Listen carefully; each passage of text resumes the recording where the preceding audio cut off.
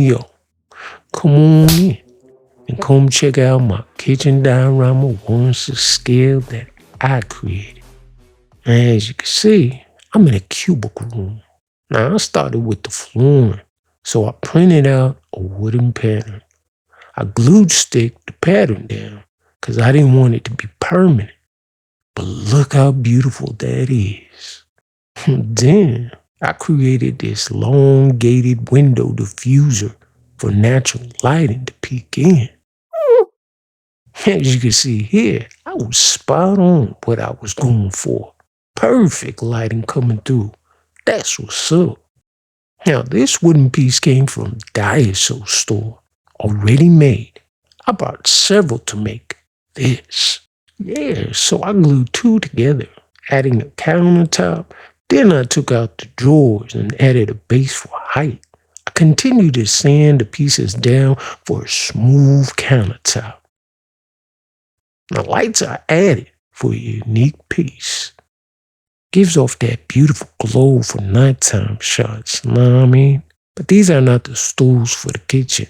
I was just testing for the correct height. As you see here, I decided to paint the island white and black. Yeah, so placing myself in the photo, I wanted to make sure that the scale was correct. Adding lights was definitely the right choice for this counterpiece. Now I have that option to turn the lights off and on. The video to the left of the screen shows that I gave the countertop a marble finish using an adhesive wallpaper. It went on smoothly. Now let's get back to the kitchen set. I added a base for each piece. 1/6 scale has to be pristine and perfect. The dollar shouldn't have to bend down so much. It doesn't look realistic to me.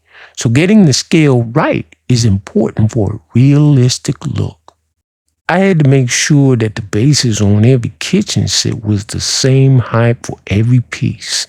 Having separated pieces, if slightly off, you would notice it, and it throws the balance off, know what I mean? Painter's tape is good to have. When you want to spray paint, you'll see it, because you could cover the areas that you don't want to paint. It could be tedious, but it's worth it in the end. When you start peeling off the tape, you'll have a cleaner lines when it comes to different shapes to cover. Yo, but look at the black, sleek finish on my kitchen set.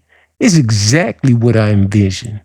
At this point, my plastic ass was patting myself on the back. You heard? I painted all the doors and the sink and oven grill silver. Yeah, my stools finally came perfect timing.